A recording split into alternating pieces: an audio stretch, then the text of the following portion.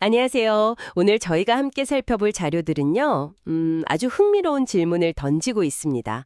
과연 AI가 개발도상국의 빈곤 문제를 해결할 새로운 열쇠가 될 수 있을까 하는 거죠. 기대감이 상당히 커요. 마치 뭐랄까 주머니 속의 개인 교사나 의사처럼요. 예를 들어 우간다 학생 사례, 챗 GPT 덕분에 어려운 환경에서도 화학 공부를 했다는 거. 정말 희망적으로 보이잖아요. 실제로 보니까 전 세계 성인 7명 중 1명이 매주 쓸 정도로 빠르게 퍼지고 있고, 특히 인도나 나이지리아 같은 곳에서는 기대감이 더 높다고 하더라고요. 네, 그런 사례들을 보면 AI가 가진 잠재력, 분명히 크다고 할 수 있죠. 케냐 병원에서 의사 진단 오류를 16%나 줄였다거나 또 나이지리아 아이들 영어 점수가 2년치 학습량만큼 올랐다거나 하는 초기 결과들 보면 인상적입니다. 과거에 휴대전화가 유선 인프라 없이도 통신혁명을 가져왔던 것처럼 AI도 비슷한 도약을 만들 수 있지 않을까 그런 기대감이 있는 거죠.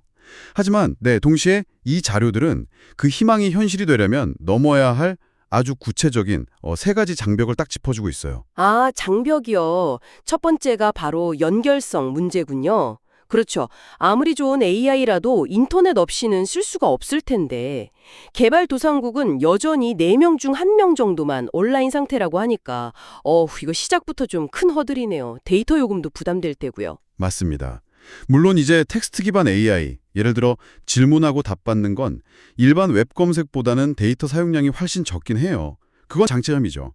하지만 그럼에도 불구하고 안정적인 인터넷 접속 자체가 그냥 어려운 환경이 여전히 너무 많다는 거. 이게 근본적인 문제입니다. 어떻게 보면 기술 혜택이 가장 필요한 곳에 가기 위한 첫 번째 관문인 셈이죠. 그렇네요. 근데 인터넷만 된다고 또 다가 아니군요. 자료들 보니까 사용자 역량이라는 두 번째 장벽이 나오는데요. 글을 못 읽는 사람들도 많고 저소득 국가는 10세 아동의 70%가 그렇다고 하니까요. 또 글을 알아도 AI한테 뭘 어떻게 물어봐야 할지 모르면 이것도 참 활용하기 어렵겠어요. 바로 그 지점입니다. 케냐에서 한 연구가 있었는데 이게 좀 흥미로워요. AI를 잘 활용한 기업가는 수익이 한 15% 늘었는데 그렇지 못한 경우는 오히려 손해를 봤다는 결과가 나왔어요. 아, 오히려요? 네. 그러니까 단순히 기술만 딱 준다고 되는 게 아니라는 거죠. 그리고 아까 말씀하신 우간다 학생 이야기처럼 학습 잠재력은 분명 큰데 현실에서는 많은 젊은이들이 AI를 학습보다는 소셜미디어용 사진 꾸미기 같은 오락에 더 많이 쓴다는 지적도 있고요. 게다가 언어 장벽도 생각보다 심각해요. 대부분 AI가 영어 중심 아니면 부유한 국가 언어 위주로 개발되니까 아프리카의 수많은 현재 언어 사용자들은 사실상 소외되고 있는 거죠. 연결성, 사용자 역량, 이것만 해도 쉽지 않은데 가장 넘기 힘든 장벽은 제도적 수용력이라고요. 이건 뭐랄까, 기술 자체는 좋은데 사회 시스템이 이걸 받아들일 준비가 안 되어 있으면 효과가 없다. 이런 이야기로 들리네요. 정확합니다. 과거에 MOOC라고 온라인 공개 강좌가 있었잖아요. 기대가 엄청 컸었죠. 그런데 기존 교육 시스템하고 제대로 통합이 안 되면서 결국 한계를 보였거든요. 약간 비슷합니다. 인도 사례도 있었어요.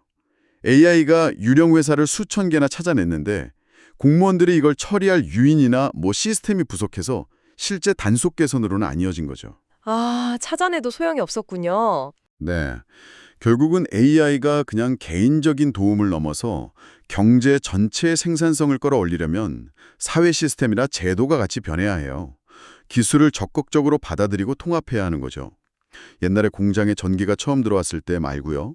전기동력 중심으로 생산 공정 자체를 완전히 재설계했을 때 그때 비로소 생산성이 폭발적으로 늘었던 것과 같은 이치라고 볼 수 있습니다. 아, 듣고 보기 그러네요. 예전에 PC나 인터넷 보급될 때도 비슷한 지적이 있었던 것 같아요. 보급 속도는 빨랐는데 개발도상국에서의 실제 활용은 좀 피상적인 수준에 머물렀다는 분석이 있었잖아요. AI는 어쩌면 그보다 더 큰 도전 과제를 안고 있는 셈이네요. 부유한 국가에서조차 AI를 제대로 활용하는 기업이 10%에 불과하다면 개발도상국의 어려움은 훨씬 크겠군요. 네, 맞습니다. AI는 분명 엄청난 잠재력을 가지고 있어요. 개인 맞춤형 교육이라든지 의료 접근성 향상이라든지 가능성은 정말 무궁무진하죠. 하지만 동시에 말씀하신 것처럼 연결성, 사용자 역량, 그리고 무엇보다 이 기존 시스템과의 통합이라는 게 이게 만만치 않은 과제들입니다. 이 장벽들을 제대로 넘어서리 못한다면 어쩌면 기술 발전의 혜택이 가장 필요한 사람들에게는 오히려 더 먼 이야기가 될 수도 있다는 거죠. 네, 오늘 저희가 함께 살펴본 내용들을 통해서 AI라는 이 강력한 도구가 정말로 전 세계적인 격차를 줄이는 데 기여할 수 있을지 아니면 의도치 않게 그 격차를 더 벌리는 결과를 낳게 될지 좀 여러 관점에서 생각해 볼 거리를 던져주는 것 같습니다. 여러분께서는 이 기술의 미래가 어떻게 펼쳐질 것이라고 보시나요? 한번 스스로에게 질문을 던져보시는 것도 좋겠습니다.